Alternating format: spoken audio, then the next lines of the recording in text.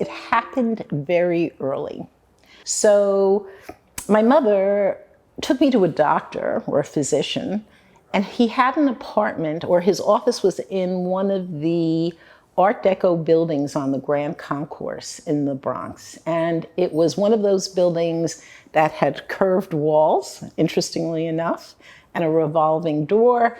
And there were murals on the walls, and you walked through this revolving door into a glass atrium.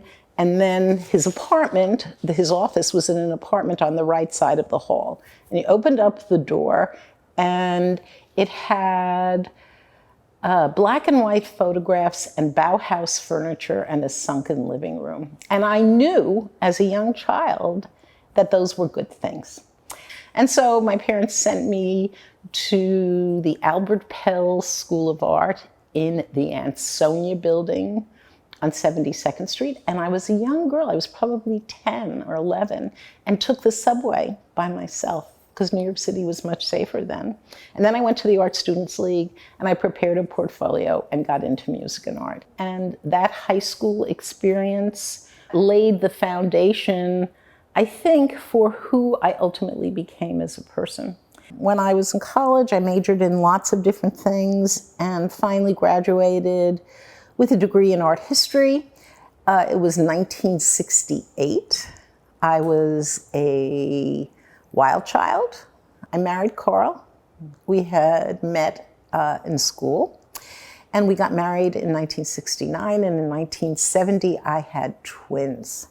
And I read a book called The Women's Room at the time and realized that taking care of my house had become my job and that I didn't want anyone messing up my work. And here I had a husband and 2 young children who wanted to be happy and play and mess up my work. And I realized that I needed to find something else to do.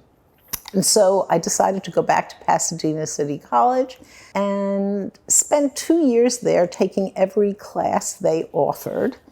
And after 2 years, declared myself a designer, which is typical of me as a person, right?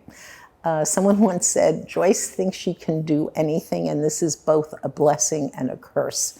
And so